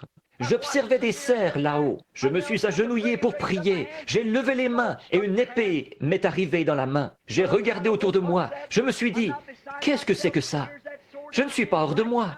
Il y a ici cette épée dans ma main, luisante, brillante, elle miroite au soleil. J'ai dit, mais il n'y a personne à des milles à la ronde, ici très haut dans ce canyon. D'où est-ce que ça pourrait venir? J'ai entendu une voix qui disait, c'est l'épée du roi. J'ai dit, avec une épée, un roi fait d'un homme un chevalier. La voix est revenue, il a dit, pas l'épée d'un roi, mais l'épée du roi. La parole du Seigneur. Il a dit, ne crains point, c'est seulement le troisième poule. C'est la confirmation de ton ministère. Je devais partir à la chasse avec un ami. Je ne savais pas ce qui allait arriver. Et quelqu'un m'a appelé, celui qui m'avait critiqué au sujet de la photo de l'ange du Seigneur, celui qui l'avait prise. J'ai dû aller à Houston pour son fils, car on l'emmenait dans le quartier des condamnés à mort. Il allait être exécuté quelques jours plus tard. Et il m'a rencontré là-bas, et il m'a entouré de ses bras. Il a dit, pensez donc, l'homme même que j'avais critiqué vient sauver mon fils unique. L'organisation humanitaire m'a donné ce qu'ils appellent un Oscar, ou le nom que vous donnez à ça, pour avoir sauvé une vie. Ensuite, nous sommes repartis. Je suis monté sur la montagne pour chasser. Là, frère Fred et moi, un matin, quand je suis sorti, après que j'avais déjà attrapé mon pécari, j'avais regardé et j'avais vu où ils étaient allés. J'ai dit, frère Fred, va donc sur cette montagne-là, tôt le matin, là, vers l'aube, et moi j'irai sur l'autre. Je ne tirerai pas sur le sanglier, je ne le tuerai pas, mais s'ils viennent dans cette direction, le troupeau, je tirerai devant eux. Alors ils rebrousseront chemin. Frère Fred est allé là-bas et il n'y avait pas de sanglier. Il m'a fait signe de la main, je l'ai vu. Je suis descendu dans un canyon, dans ces grands gouffres. Le soleil était juste en train de se lever. Je suis allé de l'autre côté de la colline. Je ne pensais pas du tout aux prophéties. Je me suis assis, j'attendais, je me reposais. Je me disais, qu'est-ce qui est arrivé à ces sangliers? J'ai arraché, je me suis assis comme font les Indiens, vous savez, les jambes repliées. J'ai regardé sur la jambe de ma combinaison et il y avait un glouteron. Je l'ai arraché et j'ai dit, c'est bizarre. Me voici à environ 40 000 au nord-est de Tucson. Il y a mon petit garçon Joseph qui est assis là à m'attendre. Et en levant les yeux, j'ai vu apparaître un troupeau de sangliers à environ 1000 verges de moi sur une montagne. J'ai jeté le glouteron par terre, j'ai dit, je vais les attraper. Je vais aller chercher frère Fred. Je vais accrocher un bout de papier sur cet ocotillo pour savoir quel chemin prendre. Et on va aller chercher frère Fred. J'ai commencé à gravir la montagne et j'ai couru aussi vite que j'ai pu de l'autre côté. Tout à coup, j'ai pensé que quelqu'un m'avait tiré dessus. Je n'avais jamais entendu pareille déflagration. Cela secouait toute la contrée. Et à ce moment-là, un rassemblement de 7 anges s'est présenté devant moi. Je suis allé retrouver frère Fred et les autres un peu plus tard. Il a dit, « Qu'est-ce que c'était ?» J'ai dit, « C'était ça. Qu'est-ce que tu vas faire ?»« Retourner à la maison. » Car ainsi dit le Seigneur, les 7 mystères qui ont été cachés dans la Bible pendant toutes ces années, ces dénominations et tout, Dieu va nous dévoiler ces 7 mystères, dont les 7 sceaux. Il y a eu ce cercle qui s'est élevé de la terre, semblable à une brume qui se formait. C'est alors que c'est monté très haut dans la montagne. Cela s'est mis à décrire ce cercle en se dirigeant vers l'ouest, d'où c'était venu. La science l'a retrouvé un peu plus tard. C'était à une altitude de 30 000 et mesurait 25 000 de large. Le cercle décrivait très précisément une pyramide. Et l'autre jour, je me tenais là et j'ai tourné la photo à droite. Et là se trouve Jésus, comme il était dans les 7 âges de l'Église, portant la perruque blanche pour montrer la divinité suprême. Il est l'alpha et l'oméga, il est le premier et le dernier. Il est le juge suprême de toute l'éternité qui se tient là, confirmant le message de cette heure. Il y aura de la lumière vers le temps du soir. De quoi s'agit-il? Qu'est-ce que c'était? Je suis allé à l'ouest. C'est sur cette même montagne, en passant là-haut avec Banks Woods, qu'il a dit « Lance une pierre en l'air ». Dis à M. Woods, ainsi dit le Seigneur, tu verras la gloire de Dieu. Le lendemain même, je me tenais là, un tourbillon est descendu et s'est abattu avec fracas sur les montagnes. Les pierres arrachaient la cime des arbres, à environ 3 ou 4 pieds au-dessus de ma tête. Il y a eu 3 grandes déflagrations et les frères ont accouru vers moi. Il y avait là une quinzaine d'hommes, des prédicateurs et autres. Qu'est-ce que c'était? Il a dit, qu'est-ce que c'était? J'ai dit, le jugement frappe la côte ouest. Environ 2 jours plus tard, le tremblement de terre a presque englouti l'Alaska. Quelle est cette lumière sur le mont Sunset, dans la forêt Coronado en Arizona? Quelle est cette chose étrange qui est arrivée là-haut, qui a fait que des gens sont venus de l'Est et de l'Ouest en voiture, ramasser les pierres qui se sont retrouvées près de l'endroit où cela a frappé? Et chacune d'elles, chacune de ces pierres, là où cela l'a arraché, elle a 3 angles. Les 3 sont 1. Elles ont été posées sur des bureaux, posées comme presse-papier, partout dans le pays. Quelle est cette chose étrange sur le mont Sunset, dans la forêt Coronado? Junior Jackson est à l'écoute. Vous vous souvenez du songe qu'il avait eu et que j'avais interprété, allant vers le coucher du soleil. Et ceci s'est arrivé sur le mont Sunset. C'est le temps du soir, le temps du coucher du soleil. Le message du coucher du soleil au déclin de l'histoire, ou plutôt au déclin de la prophétie qui s'accomplit. Il y aura de la lumière au temps du soir sur le mont Sunset, dans la forêt Coronado, à 40 000 au nord de Tucson. Allez consulter la carte et voyez si c'est bien là, le pic Sunset. C'est exactement là que c'est arrivé. Je ne l'avais pas su avant l'autre jour. Tout cela ne mourra jamais. Cela se déroule dans un mouvement continuel. Depuis l'événement lui-même jusqu'à la photo, Jésus qui se tient là à nous regarder. Et maintenant, précisément sur le mont Sunset. Et la lumière du coucher du soleil, la lumière du soir est venue. Dieu qui se confirme lui-même. Qu'est-ce que c'est? Les fêtes sont là. Dieu et Christ sont un. Blanche. Combien ont vu ça? La perruque blanche qu'il portait, ce dont nous avons parlé dans Apocalypse 1. Voyez-vous, la divinité suprême, l'autorité suprême. Pas d'autre voix, pas d'autre Dieu, rien d'autre.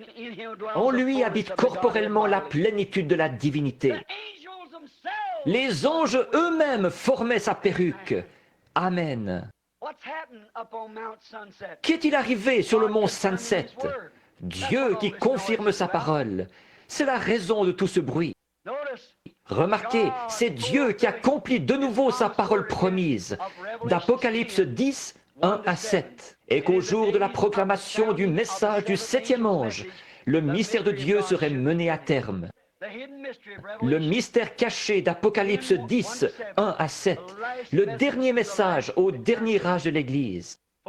Ce qui accomplit exactement en cet âge, Luc 17, 30, le jour où le Fils de l'homme se révélera, et il s'élèvera de faux prophètes et de faux Christ qui montreront de grands signes et des prodiges, au point de séduire les élus, si c'était possible. Les gens sont encore dans le doute, et, comme d'habitude, l'Église est toujours aussi intriguée. Et la science, partout à Tucson, ils écrivent encore des articles et les publient dans le journal. Tout là-bas, sur le mont Lemmon, ces grandes caméras n'ont pas vu cela s'élever de là où nous nous tenions. Cela s'est déplacé lentement vers l'ouest, montrant que le temps est fini. Cela ne peut parcourir qu'une courte distance là-bas. C'est la côte ouest. Le jugement a frappé en plein dans la direction où c'est allé. C'est monté tout droit au-dessus de Phoenix et a continué son parcours jusqu'à Prescott et dans les montagnes, jusqu'à la côte ouest, en continuant à monter directement jusqu'en... Où allait-il? Directement en Alaska. Alors que le grondement de tonnerre se fait entendre, ils allaient tout droit dans cette direction-là. Et les observatoires et tous les gens de Tucson se posent encore des questions. La recherche scientifique essaie de découvrir ce que c'est. Tellement haut qu'il ne peut pas y avoir de brouillard, ni de brume, ni rien là-haut. Qu'est-ce qui a produit ça? Où est-ce? Ils sont tout aussi intrigués par cet halo surnaturel suspendu là dans le ciel qu'ils l'avaient été quand les mages sont arrivés en suivant une étoile et qu'ils ont dit « Où est le roi des Juifs qui vient de naître ?» Qu'est-ce que c'était? Dieu qui accomplissait sa parole. Un astre s'élèvera de Jacob. Et le Dieu du ciel a promis que le temps du soir aurait les lumières du soir. Il y a 3 ans, ce mystère était une prophétie. Monsieur, quelle heure est-il? Mais maintenant, c'est de l'histoire. C'est du passé. La promesse s'est accomplie. Monsieur, quelle heure est-il? Et quelle est cette attraction? Dieu qui accomplit sa parole. Il est le même hier, aujourd'hui et éternellement. Prions.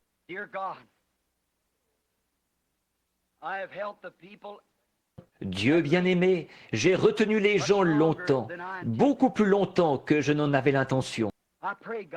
Je prie, ô Dieu, que quelque chose aura été dit ou fait pour amener les gens partout à comprendre. Et qu'en voyant et en comprenant, ils puissent croire que tu es le vrai Christ. Et que les paroles qui sont en train d'être confirmées sont la confirmation que sa parole est parfaite et qu'elle s'accomplit en sa saison. Maintenant, Seigneur Jésus, selon tes propres paroles, tu as dit que le monde serait dans un état sodomite. Nous savons ça, nous pouvons le voir. Et tu avais dit en ce jour-là ce qui arriva à Sodome. Il y a eu 3 messagers qui ont été envoyés au monde des nations et au monde des Hébreux. Et l'un d'eux, qui était Dieu lui-même, le Fils de l'homme, s'est révélé dans une forme humaine et a accompli un miracle en ce qu'il a dit à Abraham, ce que Sarah faisait derrière lui dans la tente. Tu as dit que cela se reproduirait de nouveau, que le monde des nations tout entier serait dans un état sodomite. Et nous y sommes, Seigneur. D'autres prophéties confirment la même chose. Élie qui serait envoyé dans les derniers jours, l'esprit d'Élie sur la terre, pour ramener les cœurs des pères ou des enfants à leur père. Et je te prie, ô Dieu, de confirmer en cette heure ta parole, selon laquelle tu es le même hier, aujourd'hui et éternellement. Accorde-le, Père. Ils sont tous à toi. Je te prie d'accorder ces bénédictions et de confirmer ce qui a été dit pour la gloire de Dieu. Au nom de Jésus-Christ, Amen.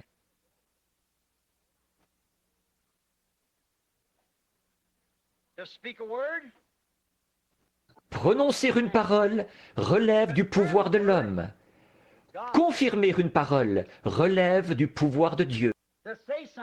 Faire une déclaration, c'est une chose. Que Dieu l'accomplisse, c'en est une autre. Dieu n'a pas besoin d'interprète. Il fait l'interprétation par lui-même. Maintenant, nous sommes sur le point d'avoir une ligne de prière, de prier pour les malades, Dieu voulant. Et nous savons qu'il n'y a personne, aucun homme, aucune femme, aucun être humain, aucun ange qui puisse vous guérir, car Dieu l'a déjà fait. Il a fait le préparatif. La seule chose que vous avez à faire, c'est de le recevoir. Il n'y a aucun homme, aucun ange, rien, même pas Dieu lui-même, qui puisse vous pardonner vos péchés. C'est déjà fait.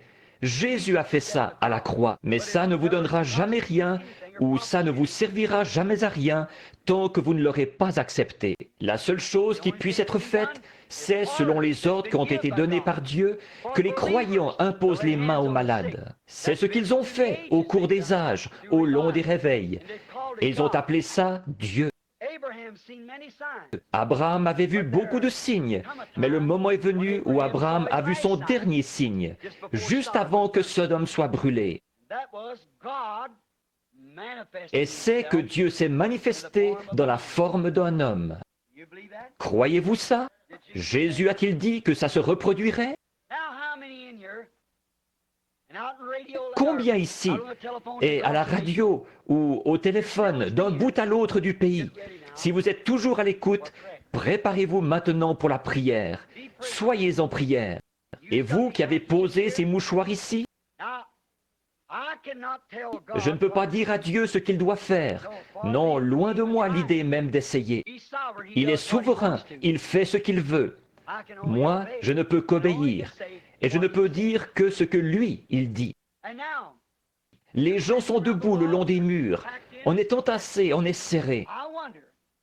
Je me demande si nous pourrions demander à Dieu, en nous appuyant sur ces mots, quelle est cette attraction? Si Dieu veut bien se mouvoir parmi nous, de nouveau, il y a peut-être des nouveaux venus ici, se mouvoir parmi nous et montrer sa face bénie parmi nous, montrer que son esprit est ici, montrer qu'il est le même hier, aujourd'hui et éternellement, pour que chacun de nous, après ces deux messages puissants, puisse croire qu'il en est ainsi.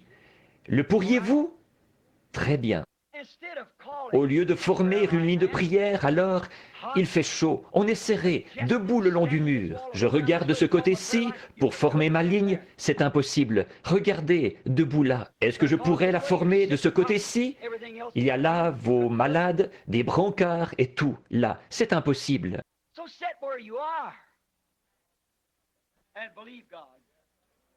Alors, restez assis où vous êtes et croyez Dieu.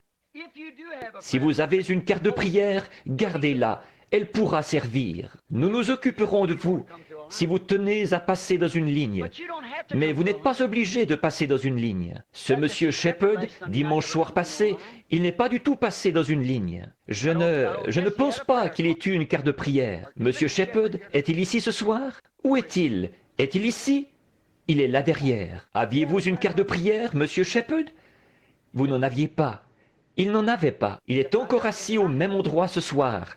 C'est un bon endroit à occuper, frère Shepherd. Ce n'est pas seulement d'être là, mais ce qu'il faut, c'est d'avoir la foi. En effet, souvenez-vous, une petite femme a touché son vêtement et il l'a senti. Et il est le même hier, aujourd'hui et éternellement. Et l'Épître aux Hébreux, dans le Nouveau Testament, dit qu'il est le souverain sacrificateur, ce soir, qui peut être touché par le sentiment de vos infirmités. Vous croyez ça? Alors ayez la foi. N'en doutez pas, croyez-y, et la chose arrivera. Vous pouvez obtenir ce que vous avez demandé, si vous pouvez y croire, mais vous devez y croire. Le ferez-vous? Le croirez-vous tous? Combien y croiront maintenant? Que Dieu vous bénisse. Je ne connais personne parmi vous. Ce n'est pas mon affaire de connaître qui que ce soit parmi vous. Il appartient à Dieu de connaître ces choses, mais il le fera si vous le croyez. Allez-vous le croire maintenant? Maintenant, Dieu bien-aimé, nous ne sommes certainement pas une bande de chrétiens hybrides. Nous ne devrions pas l'être, quelqu'un qu'il faut choyer et dorloter. Tu n'as pas ce genre-là, Seigneur. Tu as des croyants rudes. La présence même de Dieu embrase le cœur de l'homme. C'est comme Abraham, il a cru Dieu. Tu t'es fait connaître à lui. Ensuite, tu lui es apparu. Tu as accompli un signe et il t'a cru. Tu as transformé son corps en celui d'un jeune homme. Et tu as fait de même pour sa femme. Sa femme était une partie de son propre corps. C'est alors qu'est venu le nouvel enfant, le Fils promis. Ô Dieu, tu as promis qu'il arriverait la même chose aujourd'hui. Je te prie de confirmer cette parole. Et nous nous en tiendrons uniquement à cette promesse-là, selon laquelle il arriverait ce qui est arrivé à Sodome. Juste avant que Sodome soit brûlé et que le jugement frappe Sodome, le monde des nations. De même aussi, le jugement est sur le point de frapper le monde des nations. Et les Juifs ont 3 ans et demi de plus, pendant la période de la tribulation, la détresse de Jacob, la suite des 70 semaines de Daniel. Mais les jours des nations sont comptés. Il est temps de partir. Et tu as donné ce signe, et tu as dit qu'il se répéterait. Accorde-le, ô Dieu. Nous sommes dans tes mains. Agis avec nous comme bon te semblera. Au nom de Jésus-Christ. Amen. Ne soyez pas tendus. Qu'est-ce qui se passerait si j'étais tendu? Maintenant, je fais ici une chose qui ne doit dépendre que de la souveraineté de Dieu. Mais pourquoi est-ce que je fais ceci? Il a dit que c'est ce qui arriverait. Ça règle la question. Et s'il se présente ainsi, qu'il se confirme ainsi devant vous, eh bien, ne pourrez-vous pas le croire? Certainement. Ayez seulement la foi maintenant et croyez. Je vais simplement promener le regard pour voir où le Saint-Esprit conduira, ce qu'il fera. Je ne sais pas ce qu'il fera, cela dépend de lui.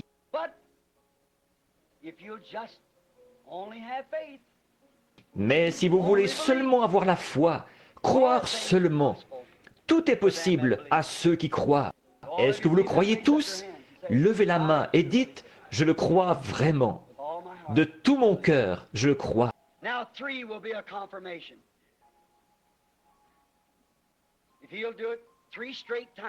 Maintenant, 3, ce sera une confirmation. S'il le fait 3 fois de suite, pour vous prouver que c'est vrai, peu m'importe où vous êtes, qui vous êtes, vous ayez seulement la foi et croyez.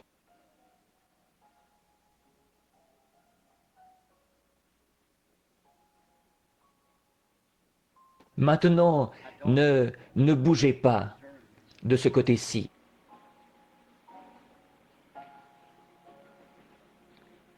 Vous, madame, qui êtes en train de prier, je ne vous connais pas. Restez là où vous êtes. Vous n'êtes pas obligé de venir. Je ne vous connais pas, mais vous tenez une petite fille dans vos bras ou sur vos genoux. Je vous suis totalement inconnu. Et la petite fille a l'air normale. Elle a l'air en bonne santé. C'est une jolie petite fille aux cheveux roux. Je la regarde d'ici. Elle n'a pas l'air d'être estropiée ni quoi que ce soit. J'ignore ce qui ne va pas chez elle. Il se pourrait que ce ne soit pas pour l'enfant, il se pourrait que ce soit pour vous. Mais tout simplement, je vous ai vu assise là avec cet enfant en train de prier. Je dois vous parler un instant pour capter votre esprit. Comme Jésus avait dit à la femme, « Donne-moi à boire ». Voyez-vous, rien que pour se rendre compte de ce qu'est la personne. Frère Bryant et les autres assis ici, je connais ces gens qui sont assis ici. Il se pourrait qu'ils aient un besoin, eux aussi, mais vous m'étiez inconnu. Croyez-vous que je suis le prophète de Dieu? Croyez-vous que ces choses que vous avez entendues ce soir sont la vérité? Maintenant, si Dieu me révèle quelque chose que vous avez fait, ou quelque chose que vous n'auriez pas dû faire, ou quelque chose qui ne va pas chez vous, ou ce qu'est votre désir, vous saurez si c'est vrai ou pas, n'est-ce pas? Et s'il le fait, est-ce que cela confirmera sa parole, comme quoi il est le même hier, aujourd'hui et éternellement, et que Luc 17:30 se manifeste en ce moment? Vous y croyez? Maintenant la dame a levé la main pour montrer que nous sommes des inconnus l'un pour l'autre. Je ne vous connais pas, mais j'essaie de capter son esprit à elle, une seule personne. Il y en a tellement parmi vous qui tirent. Croyez ceci de tout votre cœur. Or, c'est bien pour la petite fille, ce n'est pas pour vous. Vous souffrez de nervosité, mais ce n'est pas la nervosité qui vous tracasse. La chose qui vous tient à cœur, c'est cette petite fille. Et croyez-vous que Dieu peut me dire ce qu'il y a? Vous le croyez? Est-ce que ça vous aiderait? Est-ce que vous croiriez alors? C'est une lésion cérébrale, pas vrai? Maintenant, posez votre main sur la tête de la petite. Votre main, Dieu bien-aimé, tu as dit, voici les signes qui accompagneront ceux qui auront cru. Ils imposeront les mains aux malades et les malades seront guéris. Cette femme est une croyante. Sa main est posée sur l'enfant. Puisse-t-elle guérir. Au nom de Jésus-Christ, j'adresse cette prière. Amen. Maintenant, est-ce que vous croyez, vous tous? Si tu peux croire, tout est possible, certainement. Je connais la dame assise à côté d'elle, mais elle regarde par ici avec tant de sincérité. Son nom m'échappe, mais si je la regardais pendant un instant, je le saurais. Mais je connais la dame de vue, mais je ne sais pas quel est votre problème. Croyez-vous que Dieu va me révéler quel est votre problème? Est-ce que ça vous aiderait? Le diabète sucré. Maintenant, si c'est vrai, levez la main. Certainement. Il se trouve que la dame étendue, assise à côté de vous, souffre de la même chose. Elle m'est inconnue. L'autre dame prie pour quelqu'un, un enfant estropié. Croyez de tout votre cœur et Dieu l'accordera. Quelqu'un ici derrière, un homme assis là, essaye de cesser de fumer la cigarette. Croyez-vous que Dieu va vous en délivrer? Très bien. Vous croyez? Vous pouvez le recevoir. Je n'avais jamais vu cet homme de ma vie. Voici un homme. Voyez-vous cette ombre noire suspendue au-dessus de cet homme, juste ici, couché sur un genre de brancard ou une chaise? Il se meurt. Il est couvert d'une ombre. Il a un cancer. Je ne connais pas cet homme. Je ne l'ai jamais vu. Dieu connaît tout à votre sujet. C'est la vérité, monsieur. Croyez-vous que Dieu pourrait me révéler quelque chose à votre sujet? Est-ce que ça vous aiderait à recevoir votre guérison? Vous avez été amené ici par un ami, mais vous n'êtes pas d'ici. Vous êtes de quelque part où il y a une grande étendue d'eau. Les gens y pêchent. Oui, Albany, dans le Kentucky. C'est exact. Croyez, et vous pourrez rentrer à la maison en bonne santé. Croyez que c'est parti. Si vous le croyez, vous devez le croire, et croire que cela a été accompli pour vous.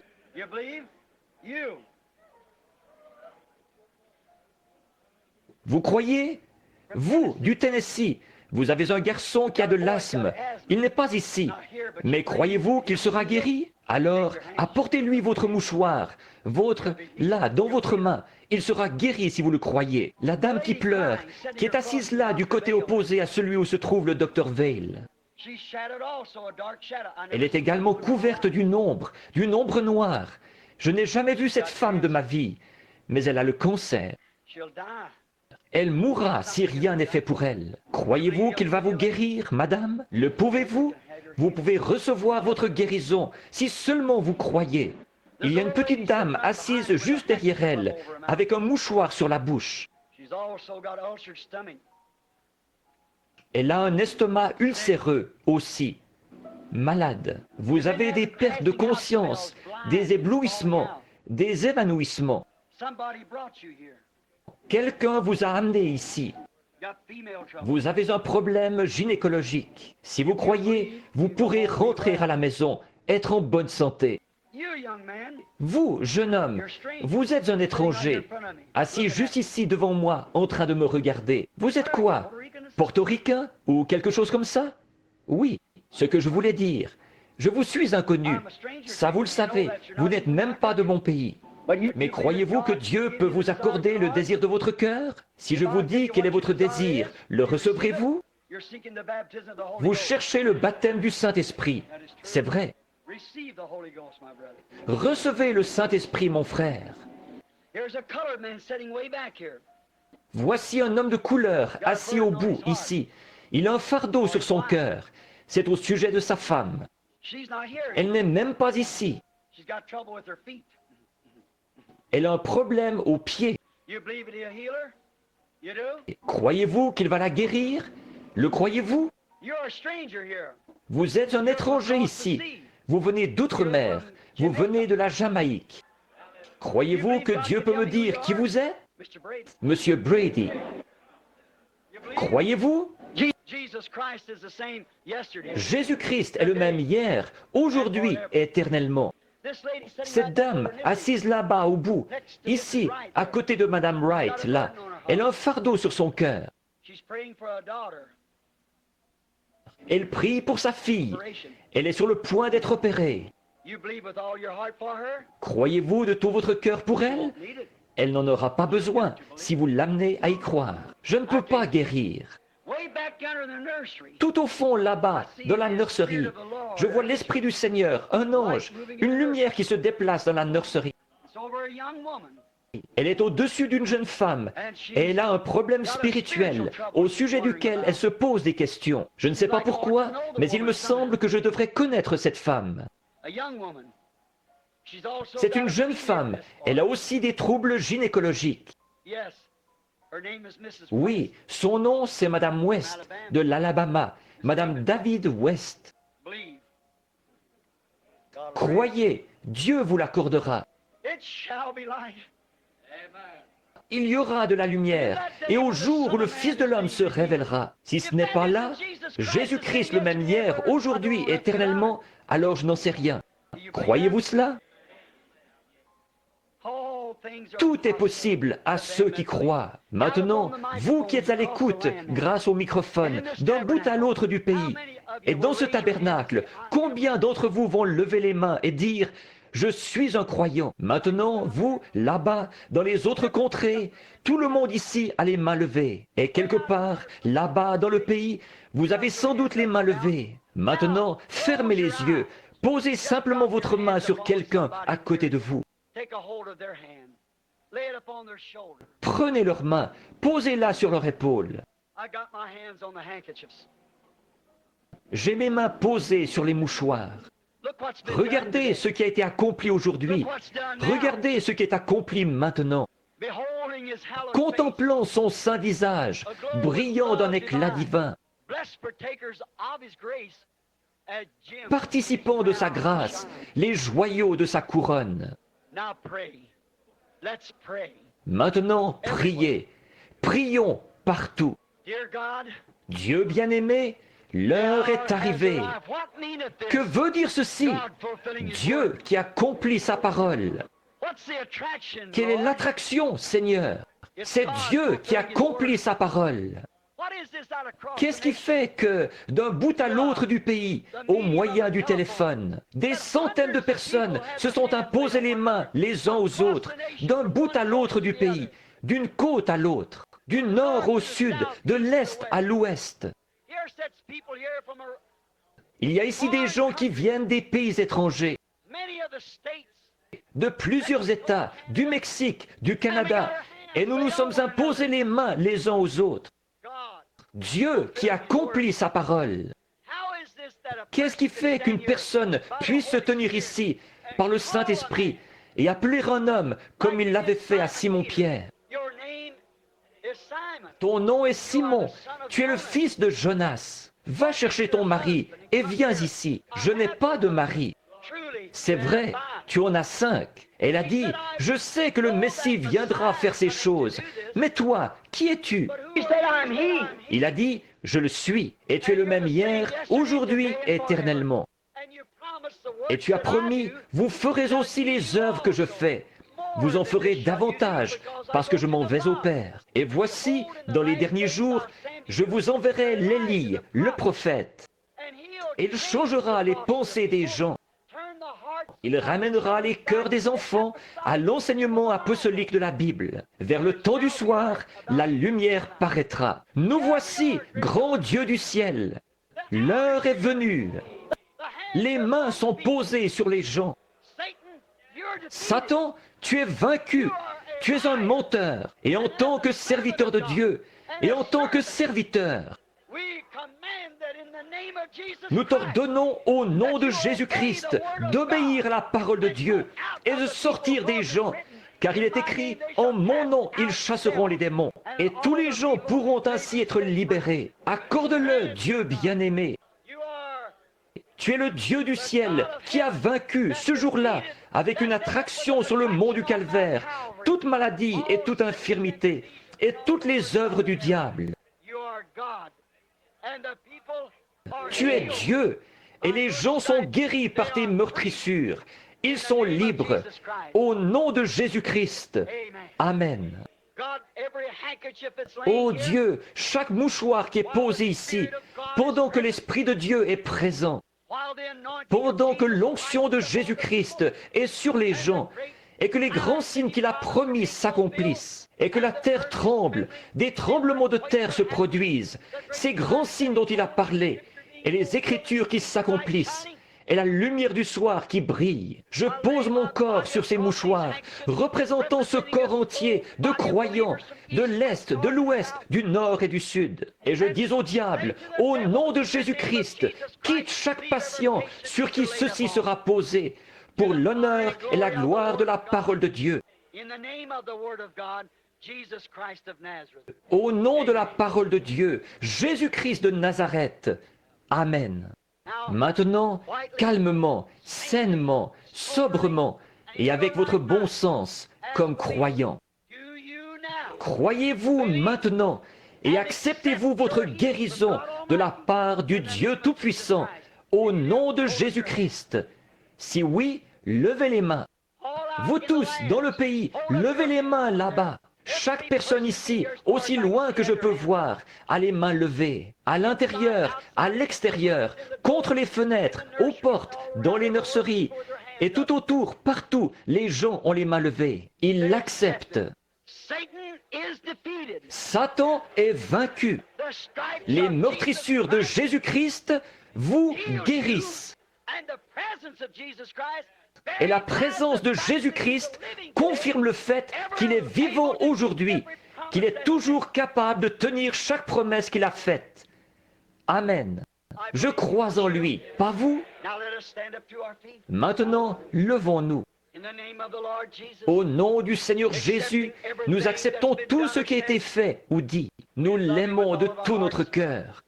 Nous le chérissons avec tout ce qui est en nous. Maintenant, comme vous rentrez à vos maisons respectives déjà ce soir, que Dieu vous accompagne, que Dieu vous donne le Saint-Esprit si vous n'avez pas le Saint-Esprit. Pour chaque homme, femme, garçon ou fille ici qui n'a pas été baptisé au nom de Jésus-Christ, il y a des vêtements, le bassin d'eau. Ne remettez pas à demain ce qui peut être fait aujourd'hui.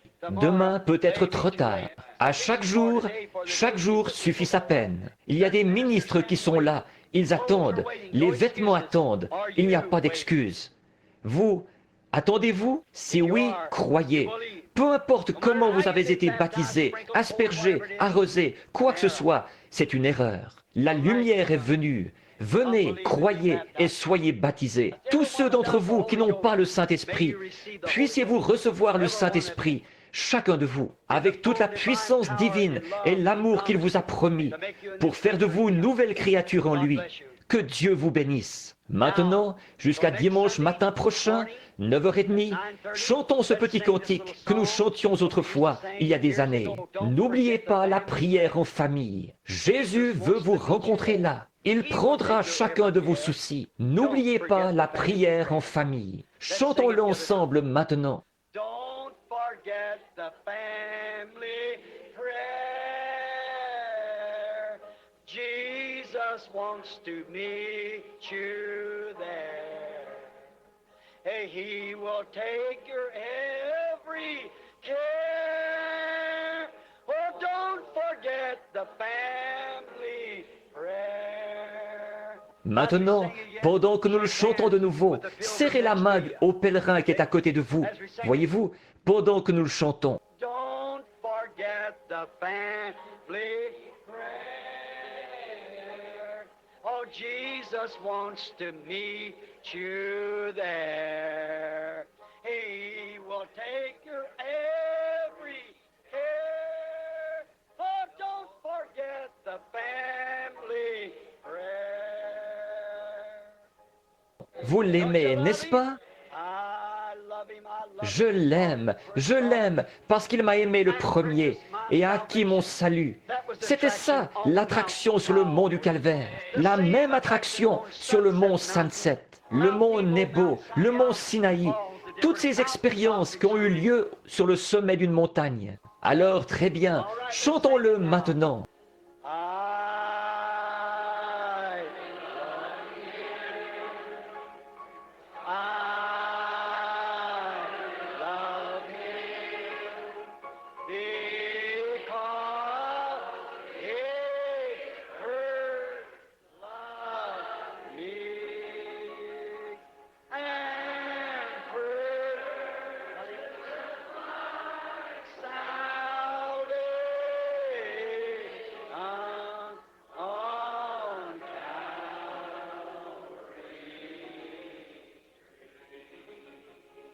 Tous ceux qui l'aiment, dites Amen, qu'il en soit ainsi. Maintenant, pensez seulement à ce qu'il a fait pour vous. Imaginez que vous auriez pu être là-bas, dans un bar ce soir. Vous auriez probablement été dans la tombe, comme j'aurais dû y être, n'eût été la miséricorde de Dieu.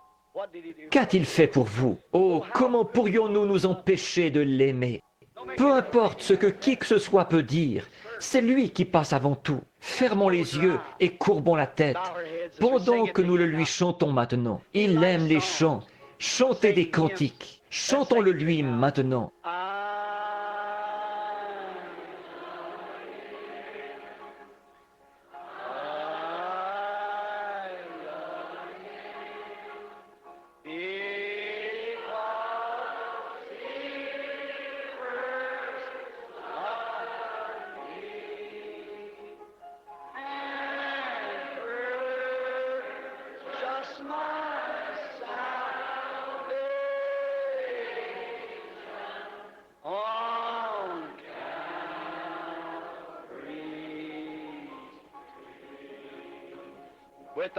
avec nos têtes et nos cœurs inclinés dans sa présence, en reconnaissance pour ce que nos yeux ont vu, ce que nos oreilles ont entendu, ce qui est écrit dans la parole de Dieu, ce que sa promesse a été pour nous aujourd'hui.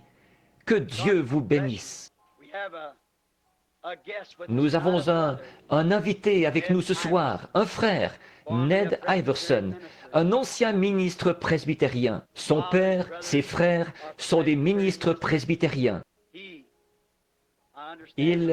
D'après ce que je comprends, il a été baptisé aujourd'hui, à nouveau, au nom de Jésus-Christ. C'est un ministre et un bon. Et maintenant, je vais lui demander, comme je crois qu'il est serviteur de Dieu, de demander les bénédictions de Dieu sur cette assemblée, alors que vous retournerez à la maison. Frère Iverson, avancez-vous, pendant que nous avons la tête inclinée pour prier. Que Dieu